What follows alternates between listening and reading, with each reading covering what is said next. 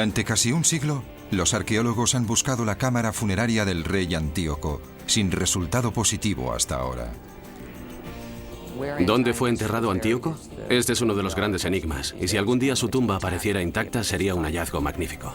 La búsqueda ha cautivado a exploradores y arqueólogos atraídos por la idea de encontrar lo que sería el gran hallazgo de nuestro siglo. Creo que la disputa por un tesoro de tal calibre sería muy tentador para cualquier ser humano. La tumba escondida de Antíoco.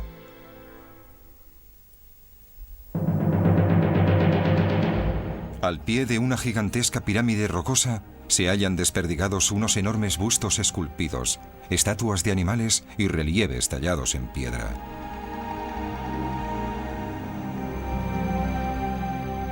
Son los restos de Nemrut Dagi, un extraordinario santuario funerario que perteneció a una civilización perdida que en su momento debió gozar de gran poder y abundante riqueza. Nemrut Dagi es uno de esos maravillosos lugares que, cuando se pone el sol y sus rayos tocan sus colosales estatuas, resulta increíblemente majestuoso, pero al mismo tiempo oscuro, remoto y enigmático. Durante más de 100 años, la posibilidad de que exista una cámara funeraria secreta en el interior del monumento piramidal que se asienta sobre el santuario ha apasionado a los arqueólogos. El mundo occidental empezó a obsesionarse con este yacimiento en 1953. Teresa Goel, una estadounidense audaz y aventurera, inició la excavación del misterioso santuario situado en la cima de una montaña de una remota región del sur de Turquía. Teresa Goel se fue obsesionando en cierta manera con el yacimiento porque cuando estás en él produce un efecto absorbente y quieres saber más y más hasta que te acaba atrapando. Esta exploradora de 52 años buscaba la supuesta tumba del rey Antíoco I, que gobernó el antiguo reino de Comagene, en el Próximo Oriente, 60 años antes del nacimiento de Cristo. Una inscripción en la piedra caliza sugiere que la cámara funeraria del rey se oculta en el interior de este montículo de piedra. También se cree que el mausoleo contiene abundantes tesoros. Teresa Goel, que era judía, trabajaba codo con Friedrich Karl Dorner, un arqueólogo alemán que, según cuenta Goel, había trabajado para Adolf Hitler durante la Segunda Guerra Mundial. Esta extraña suma de esfuerzos añadía interés a una búsqueda que se ha prolongado durante 3 décadas. Hasta la fecha, la tumba de Antíoco no se ha encontrado, y Nemrut Dagi mantiene oculto uno de los mayores tesoros de la historia.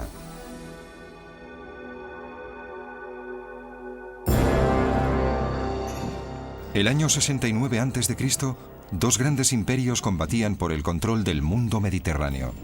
Al oeste se encontraban los poderosos romanos y al este los igualmente poderosos partos, descendientes de los persas. Pero entre estas 2 superpotencias, en el sur de la actual Turquía, se encontraba el reino independiente de Comagene. Su capital, Samosata, estaba situada a orillas del río Éufrates. La ciudad era un importante centro comercial de la región. Los habitantes de Comagene atribuían su paz y prosperidad a su rey, Antíoco I, perteneciente a una dinastía rica y próspera. El padre de Antíoco descendía del rey persa Darío I. Su madre era descendiente de Alejandro Magno. Gracias a su educación real, Antíoco se convirtió en un político astuto, creativo y con visión de futuro. Durante décadas, maniobró con habilidad entre los partos y los romanos, enfrentados entre sí. Manteniéndose neutral, consiguió la libertad de gobernar con independencia su magnífico reino. Es probable que el rey Antíoco fuera un gran gobernante y un rey muy astuto. Solo así podría haber reinado en esa época de la antigüedad. Los romanos fueron lo bastante inteligentes como para dejar que él ostentara el poder y tener así un estado que actuara como aliado entre ellos y los partos, al otro lado del Éufrates. Se sabe muy poco sobre el rey Antíoco, al margen de las misteriosas ruinas que revelan que era un hombre de grandes convicciones religiosas. Hacia el año 60 a.C., el monarca creó una nueva religión, una combinación de sus raíces orientales y occidentales. En honor de este culto sagrado, construyó un magnífico santuario que debería albergar en el futuro su sepultura. Se elevaba así en la cumbre del monte Nemrut, de 2.300 metros de altura, en un lugar muy próximo al cielo. El lugar se llama Nemrut Dagi, pero hasta la fecha se desconoce el significado de este nombre.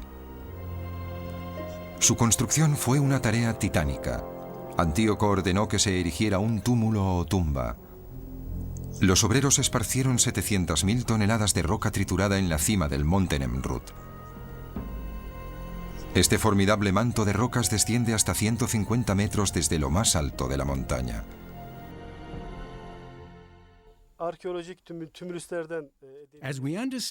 Por lo que sabemos de otros túmulos arqueológicos, los mausoleos se construyen para el noble o el rey y se recubren de arena o esquirlas de piedra.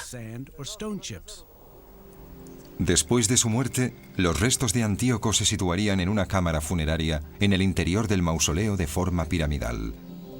El túmulo de Nemrut Dagi recuerda las pirámides del antiguo Egipto. Y desde que los egipcios construyeran las pirámides, muchas culturas del mundo han utilizado esta forma triangular como símbolo funerario. Además de construir el túmulo, se decoró el santuario con extraordinarias obras de arte. Esta imagen en 3 dimensiones ilustra las terrazas que reflejan la doble ascendencia de Antíoco en las caras este y oeste de la pirámide rocosa. Cada terraza está adornada con una hilera de estatuas de 9 metros de altura. Estas estatuas representan una fusión de dioses griegos y persas como Zeus Oromasdes, Apolo Mitras, Heracles Artagnes y la diosa de la fertilidad, Comagene. Como se consideraba un rey dios, Antíoco colocó su propia estatua entre las demás deidades. Es probable que las estatuas y los relieves en arenisca de Nemrut Dagi se tallaran in situ, de manera que los grandes bloques se subieron hasta allí arriba. La arenisca se habría tallado parcialmente en las terrazas y se colocaron en su sitio con un elaborado sistema de andamios y grúas.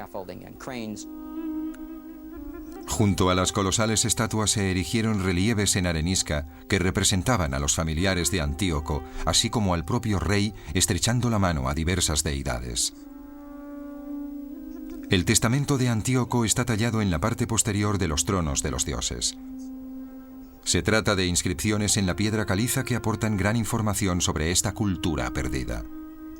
En vida del rey, los habitantes subían al santuario 2 veces al año para participar en fastuosas celebraciones en honor del nacimiento y la ascensión al trono de su monarca. Las ceremonias debían ser realmente espectaculares.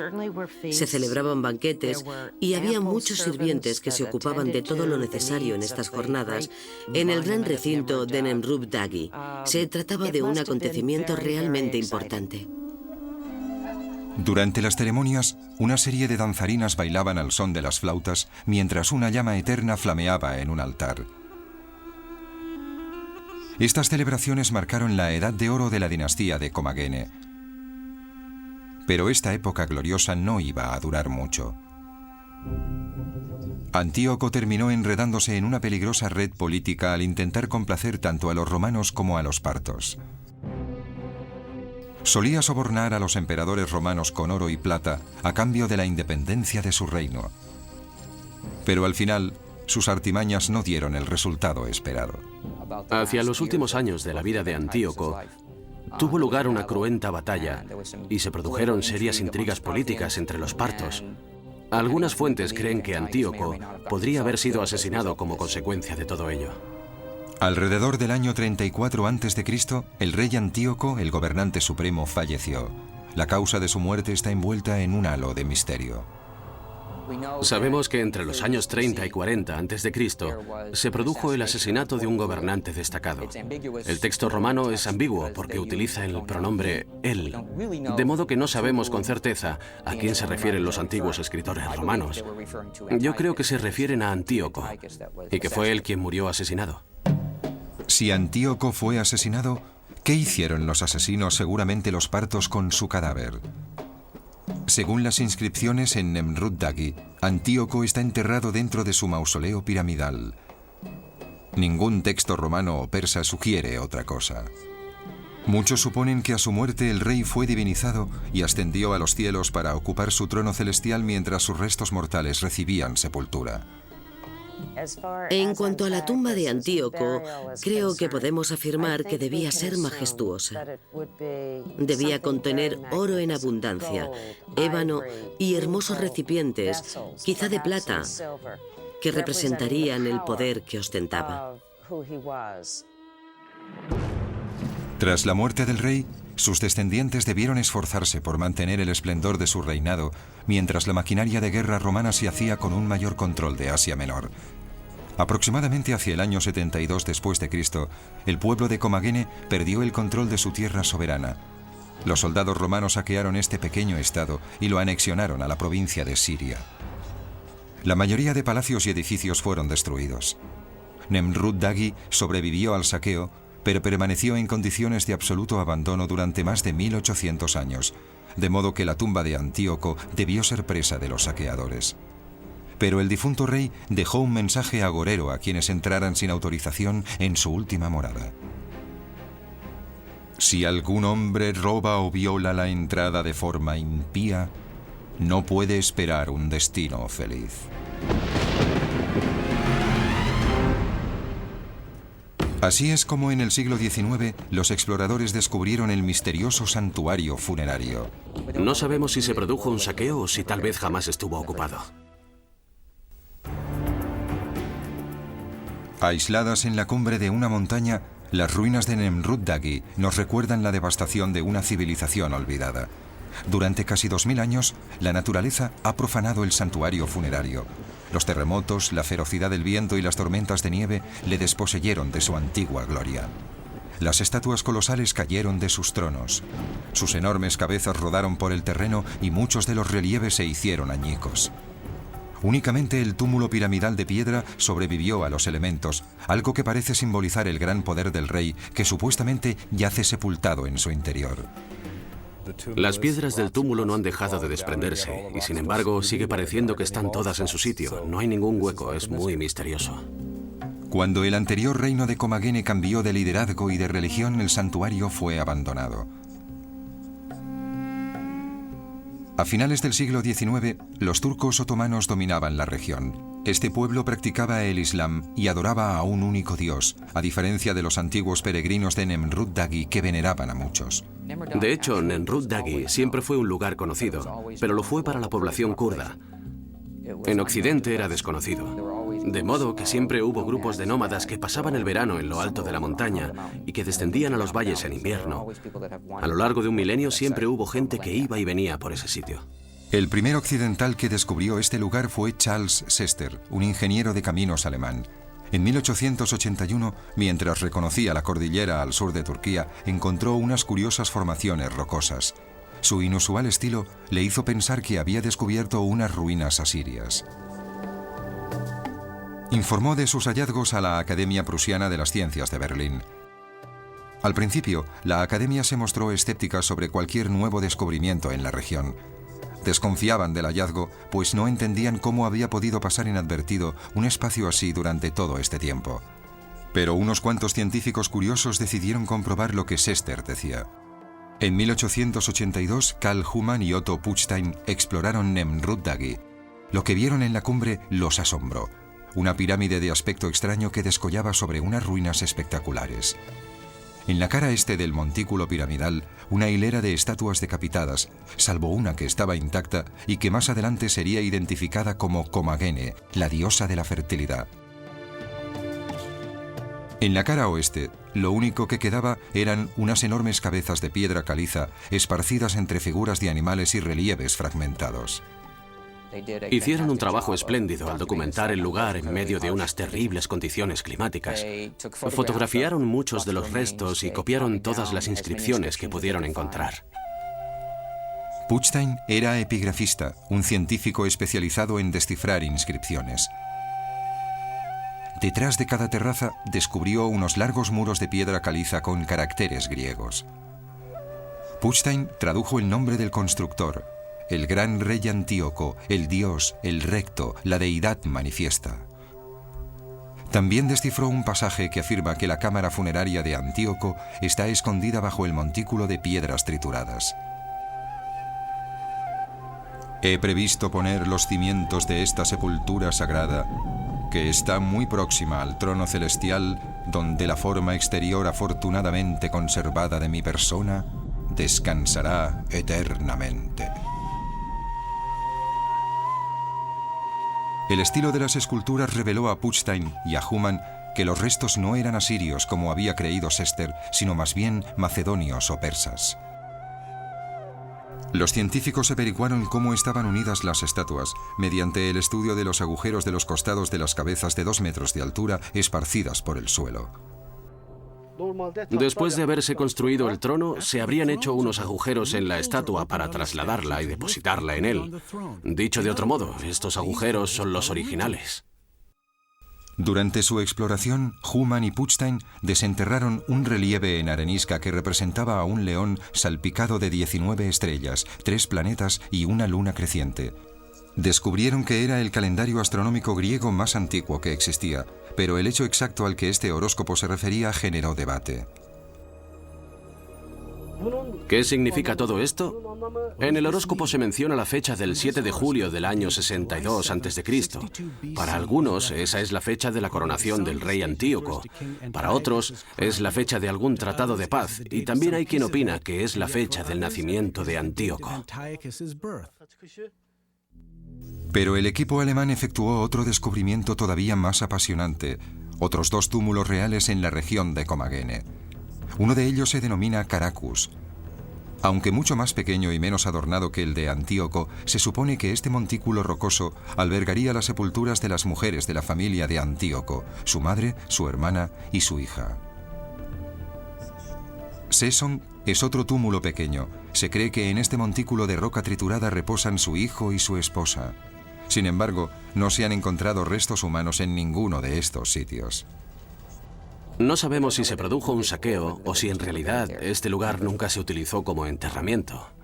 Las cámaras están vacías, de manera que no tenemos modo de saberlo, porque no quedó nada en ellas que nos indique si alguna vez hubo algo dentro. La expedición de Humann y de Putstein provocó que el gobierno otomano enviara su propio equipo a Nemrut Dagi en 1883. Los exploradores alemanes y turcos coincidieron en que Nemrut Dagi era un antiguo reino con influencias de Grecia y del Próximo Oriente. Pero una nueva inspección reveló la dificultad de buscar la cámara funeraria bajo el precario montículo de piedras.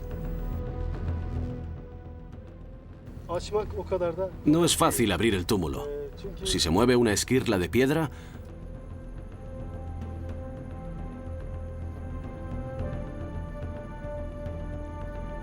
todo el túmulo se desliza y lo sepulta a uno debajo. Al final, la falta de interés y de financiación motivaron que el santuario fuera abandonado de nuevo, por lo menos hasta la segunda mitad del siglo XX. Fue entonces cuando una arqueóloga estadounidense retomó la búsqueda de la cámara funeraria de Antíoco. Cuantas más cosas descubría sobre Antíoco, más convencida estaba Goel de que este lugar maravilloso y austero a un tiempo no podía ser otro que la tumba del rey. Corría el año 1953. Teresa Goel, una arqueóloga estadounidense, inició en solitario una ambiciosa expedición. Quería desentrañar los misterios que rodeaban a Nemrut Dagi y encontrar la tumba del rey Antíoco. Esta licenciada en arquitectura de Nueva York empezó a interesarse por este espectacular lugar cuando estudiaba arqueología en la New York University en la década de los años 30. En 1946, después de la Segunda Guerra Mundial, Goel fue a Turquía para excavar el antiguo yacimiento de Tarso. Pero anhelaba visitar el poco explorado yacimiento de Nemrut Dagi. A principios de los 50, Goel solicitó permiso al Ministerio de Cultura turco para poder iniciar las excavaciones que debían llevarle hasta la tumba de Antíoco. Enseguida se dio cuenta de que los anteriores expertos habían sido injustos con Antíoco y Nemrut Dagi y se propuso realizar una reivindicación del monarca y su reino. Pero Goel no estaba licenciada en arqueología y se sentía algo insegura de su posición frente a los arqueólogos más prestigiosos del mundo. Así que pensó que este podría ser el camino para que sus colegas la aceptaran. Goel no parecía reunir las condiciones para llevar a cabo una excavación en aquella desolada región musulmana.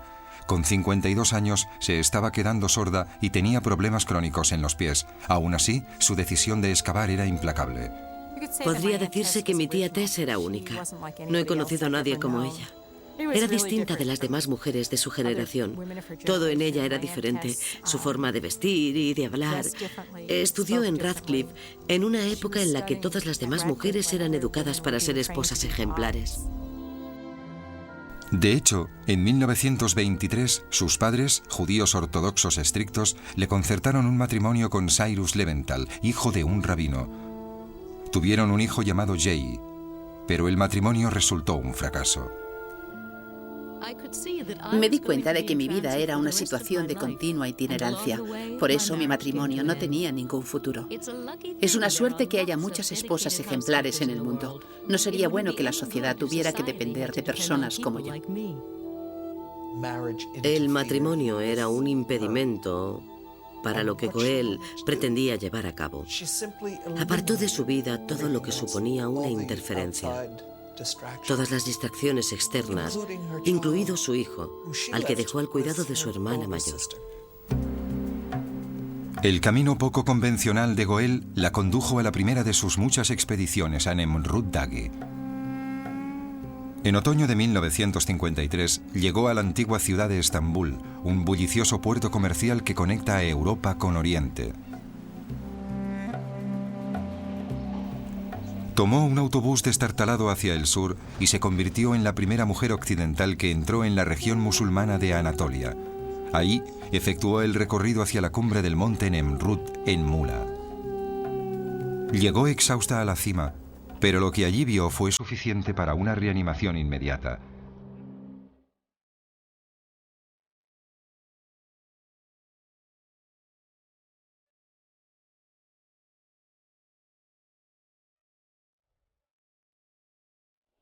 Su principal objetivo al excavar Nemrut Dagi era sacar a la luz su glorioso pasado,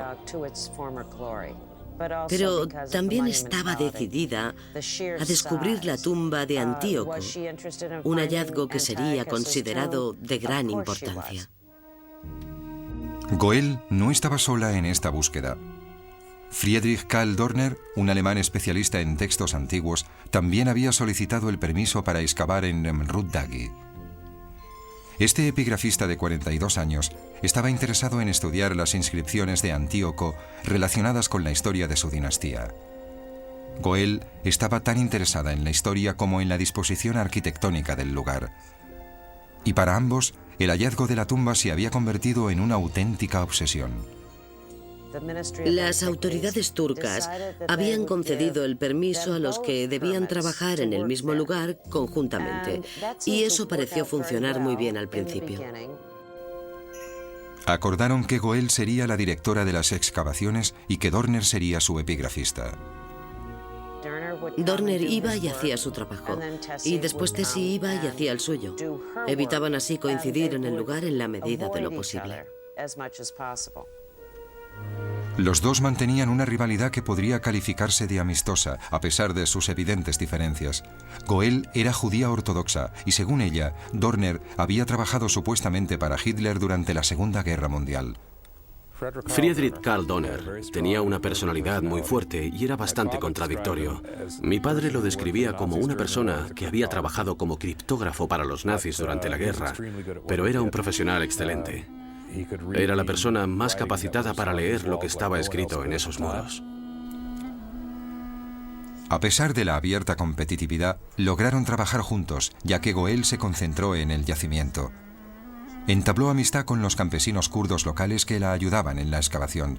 Se adaptó enseguida a las costumbres musulmanas, hablaba turco y kurdo con fluidez y se ganó el respeto de su equipo formado solo por hombres. Los rituales sociales y religiosos de este lugar son muy complicados. Las mujeres no se arremangan por encima de los codos ni aparecen con el cabello descubierto. Intento actuar siempre con mucho cuidado para no ofender su sensibilidad. Una de las cosas que recuerdo muy bien es su interés por dar atención médica a la gente cercana a Nemrut Dagi. Acudían a ella con alguna infección, les cuidaba y les daba penicilina, y eso era un milagro para ellos. La zona estaba muy aislada en aquella época. Kermit, el hermano de Goel, la acompañó a las excavaciones equipado con una cámara de 16 milímetros. Captó estas excepcionales imágenes del yacimiento. La cumbre era árida y seca. El agua era transportada por mulas desde una fuente que se encontraba situada a más de hora y media de distancia. La higiene no era muy frecuente y el agua estaba helada. Se enfrentaba sola a un entorno hostil. Debió de ser una mujer excepcional para trabajar y resistir en esas condiciones, en unas circunstancias tan difíciles, un espacio tan árido y desolado. Goel y su equipo dormían en tiendas de campaña muy frágiles que apenas los protegían de los fuertes vientos y de las gélidas temperaturas nocturnas. A pesar de la dureza de las condiciones ambientales, Goel no dejaba de alentar a su equipo, ocupándose de proporcionarles una buena alimentación y algún que otro detalle. Llevaba consigo un aparato para hacer helados, chocolate y confites, y cuando notaba que la tensión aumentaba entre los miembros del equipo en el yacimiento, le pedía a su hermano Kermit que fuera a buscar un poco de hielo. Cuando ella decía esto, todos sabían que se trataba de un momento de dificultad. Sabían que debían templar los ánimos. Era ella la primera que se anticipaba con su actitud a crear un ambiente relajado y... Gracias a su generosidad, el equipo kurdo la ayudaba con entusiasmo a resolver los misterios que rodeaban al santuario que se elevaba sobre sus pueblos. Goel quería descubrir quiénes eran estos dioses y por qué Antíoco los veneraba. Y no estaba convencida de que fuera únicamente por influencia helenística. El equipo recuperó las cabezas esculpidas de las estatuas y volvió a unir los relieves que habían estado expuestos a las duras condiciones climatológicas durante más de 2000 años. Durante el proceso, Goel descubrió que la dinastía de Antíoco no solo había recibido las influencias de las culturas helenística y persa, sino también de las culturas indígenas de la región, en concreto de los antiguos hititas, que tuvieron su esplendor en el siglo XII a.C. Esto explica el estilo excepcional de las esculturas y aporta datos muy valiosos sobre el yacimiento funerario. Cuantas más cosas descubría Goel sobre Antíoco, más convencida estaba de que este maravilloso y austero paisaje debía ser su tumba. A continuación veremos cómo se usaron las técnicas de exploración más sofisticadas de su época para encontrar la tumba. Es imposible acceder a esa cámara sin destruir el yacimiento. La obsesión de Teresa Goel por encontrar la tumba de Antíoco solo era equiparable a la de su colega Friedrich Karl Dorner. En público mantenían una relación profesional, pero no sabemos lo que pensaban y sentían entre ellos en privado. Se ha dicho que Teresa estaba enamorada de Karl Dorner, y este sentimiento podría resultar más bien conflictivo, porque ella era judía y él alemán. Y es posible que, además, hubiese pertenecido al partido nazi. Es probable que ella tuviera la sospecha de que él había estado afiliado a dicho partido. Y a pesar de ello, no dejaba de sentirse muy atraída por él. De modo que ahí estaban, en la cima de la montaña, un lugar donde debía fluir el amor y el odio a un tiempo, y también una creciente rivalidad por el descubrimiento de la tumba de Antíoco. La competitividad entre ambos se fue intensificando con los años. Entre 1953 y 1961, Goel hizo 6 viajes a Nemrut Dagi. Estudió y registró las esculturas. También empezó a excavar para encontrar la cámara funeraria de Antíoco. No existe un acceso evidente. Teresa Goel realizó la excavación basándose en el lugar donde se encontraban las cámaras funerarias de otros túmulos reales de Comakene. El descubrimiento en el siglo XIX de los otros 2 túmulos, el de Caracus y el de Sesson, le hizo ser optimista sobre el hallazgo de los restos en Nemrut, a pesar de que estos túmulos se encontraron vacíos. Fue así como empezó a enviar equipos para buscar posibles puntos en los que excavar. Construyeron protecciones de madera para evitar que las piedras cayeran, a pesar de que caían igualmente. Después, utilizaron un equipo sísmico italiano que efectuaba pequeñas cargas de dinamita para captar ecos de lo que llamaban anomalías y que, según tengo entendido, también causaron algunos desperfectos. Durante los años en que Goel abrió túneles para encontrar la tumba escondida, se produjo un pequeño desastre en el santuario. La cabeza de la diosa Comagene, la única estatua que permanecía intacta, se desprendió del torso. Según los más supersticiosos, el espíritu de Antíoco había regresado para maldecir a quienes habían intentado profanar su tumba. Se han escuchado todo tipo de interpretaciones, desde que fue un acto de los dioses hasta que fue por culpa de la dinamita. De todas ellas, la explicación más plausible es que la estatua se fragmentó debido a uno de los terremotos todavía bastante frecuentes en la zona, o que la alcanzó un rayo. Goel no mencionó el incidente en sus cartas, y el episodio no fue un impedimento para su obsesiva búsqueda de la cámara funeraria de Antíoco. En los años 60, Nemrut Dagi ya no estaba relegado a las notas a pie de página de los libros de arqueología. Teresa Goel llevaba trabajando en la cima de la montaña 8 años. Convertía la búsqueda de la cámara funeraria de Antíoco en algo tan importante como los descubrimientos de las tumbas de los grandes faraones de Egipto. Periódicos y revistas internacionales informaron sobre su apasionante búsqueda. La publicidad sirvió para la aportación de fondos económicos al yacimiento. En 1963, Goel exploró de nuevo el túmulo, esta vez utilizando el equipo más avanzado de la época. Se realizaron varias pruebas, incluidas las prospecciones sísmicas y electromagnéticas, pero Goel y su equipo tropezaron con muchos obstáculos. Además de tener una superficie precaria, la roca triturada es solo un revestimiento de la cima de la montaña. Y a diferencia de las pirámides de Egipto, que contienen cavidades artificiales, el monte Nemrut contiene varias bolsas naturales que pueden percibirse como cámaras funerarias. Es muy difícil diferenciar una cavidad natural de otra artificial, con la clase de prospecciones realizadas hasta ahora. Aunque se hubiera encontrado una cámara en el interior, habría sido imposible llegar a ella sin destruir el túmulo. Goel probó todos los métodos posibles, pero no encontró nada. A su frustración se sumaba su creciente resentimiento hacia Friedrich Karl Dorner.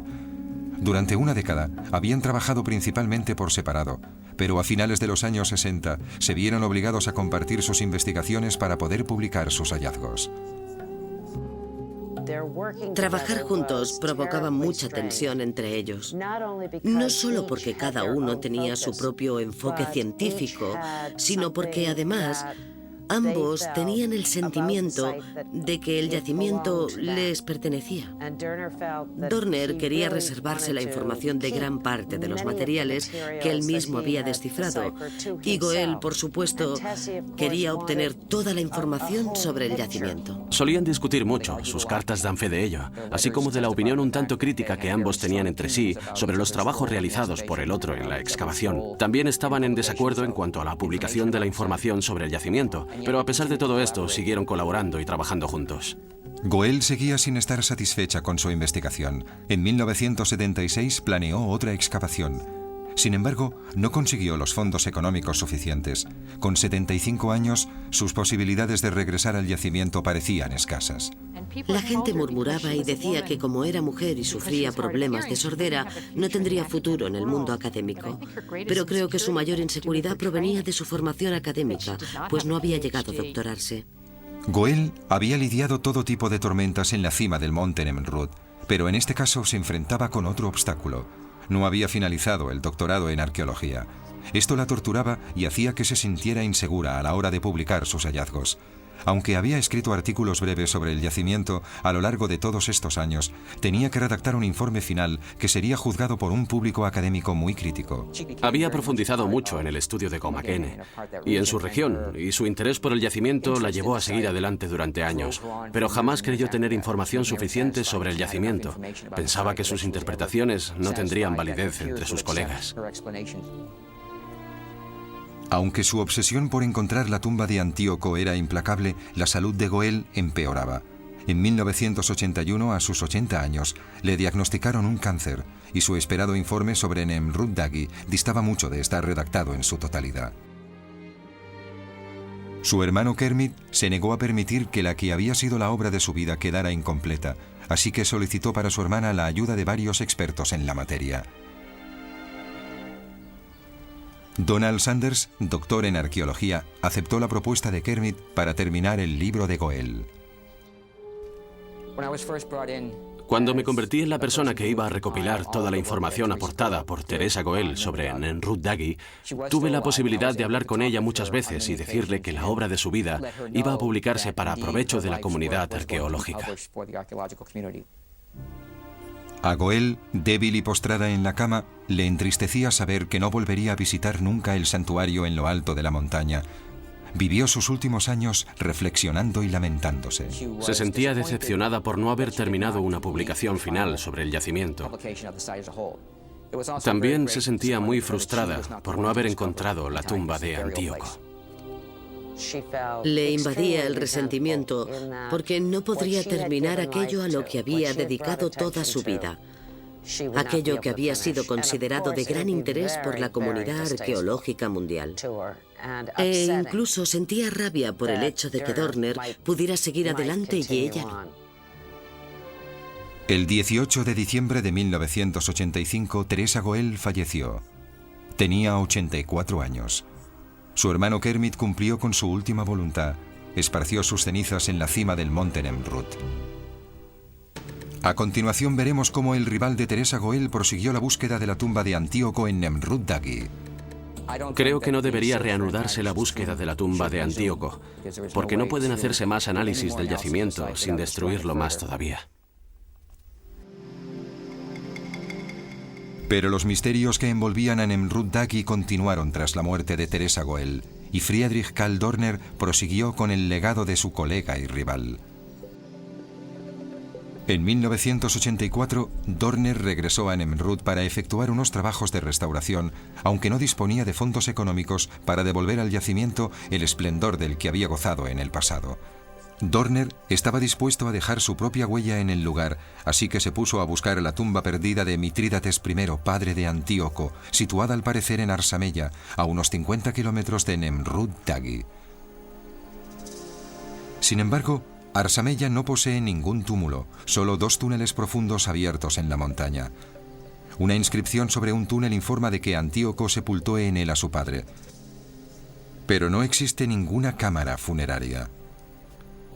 Sabemos que en Arsamella podría haber existido una serie de estatuas colosales parecidas a las de Nemrut Dagi y que es probable que Mitrídates estuviera enterrado allí, pero no ha aparecido ninguna indicación sobre sepultura alguna. Dorner se sentía desanimado por no haber encontrado cámaras funerarias reales en la región y le entristecía que Goel no hubiera terminado de escribir el libro sobre su investigación conjunta. A pesar de que él mismo había publicado algunos artículos breves sobre sus trabajos en Nemrut, confiaba en que fuera Goel, que había sido la directora de la excavación, quien publicara un informe definitivo sobre sus hallazgos. Tuve ocasión de conocer a Friedrich Karl Dorner.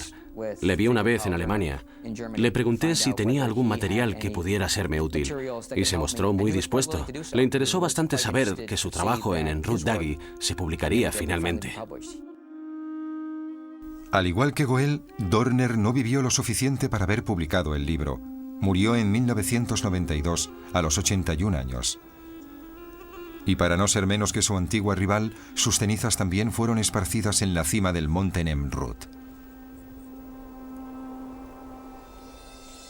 En 1996, Donald Sanders terminó la edición sobre la investigación de Teresa Goel en un monumental libro de 2 volúmenes. Se publicó 11 años después de su muerte. También incluía el análisis de las esculturas y las inscripciones de Friedrich Karl Dorner. El libro devolvió a Nemrut Dagi la importancia de haber sido considerada como una de las maravillas de la antigüedad. El interés por Nemrut Dagi no ha decrecido con la muerte de sus descubridores, las 2 personas que dieron a conocer al mundo la existencia de este yacimiento excepcional. En 1988, Nemrut Dagi fue declarado Parque Nacional Turco y Patrimonio de la Humanidad. Actualmente, miles de turistas suben hasta la cima de la montaña para contemplar el impresionante yacimiento y preguntarse si la tumba del rey Antíoco permanece oculta en algún lugar cercano. Pero la afluencia constante de visitantes a la zona ha afectado al santuario. Cientos de personas llegan hasta aquí todos los días. Se acercan hasta las estatuas y recorren el túmulo. Poco a poco van deteriorando lo poco que se conserva de las esculturas. Tenemos que impedir que la gente deteriore el yacimiento, de modo que sería mejor mantener a los visitantes en los bordes exteriores de las terrazas. Así podrían contemplar el yacimiento, pero sin acercarse a las estatuas. ¿Y qué otras exploraciones se han efectuado para localizar la tumba de Antíoco? En los últimos años se han realizado varias exploraciones sísmicas en torno al túmulo y se han obtenido algunos datos, pero no se ha determinado todavía dónde podría localizarse exactamente el mausoleo. Pero como arqueólogo, yo creo que Antíoco está enterrado en él.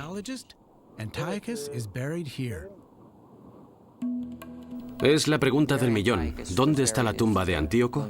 Creo que no debería reanudarse la búsqueda de la tumba de Antíoco porque no pueden hacerse más análisis del yacimiento sin seguir destruyéndolo más todavía. Y no creo que merezca la pena continuar con la destrucción del yacimiento para buscar una tumba que tal vez no se encuentre nunca. Y que en el caso de que apareciera tal vez esté vacía o tal vez no esté intacta. La tumba escondida de Antíoco es solo uno más de los muchos misterios que quedan por resolver. A pesar de que la historia y los trabajos arqueológicos realizados en el santuario están totalmente publicados, siguen habiendo muchas preguntas sin respuesta. Creo que debería seguir siendo un misterio. En mi opinión, la disputa por un tesoro de esta magnitud puede ser peligrosa para la vanidad del espíritu humano. Puede que la tumba siga ahí. No lo sé, pero prefiero ver el yacimiento y valorarlo por lo que es. Creo que lo más importante es el legado histórico, lo que representa en sí mismo. Este es el verdadero tesoro. Cuando visitas el yacimiento, eres consciente de que contiene todos estos secretos y no puedes dejar de preguntarte quién, qué y por qué. Sigue siendo uno de esos lugares maravillosos que emanan una extraña fuerza que es una mezcla de atracción y misterio.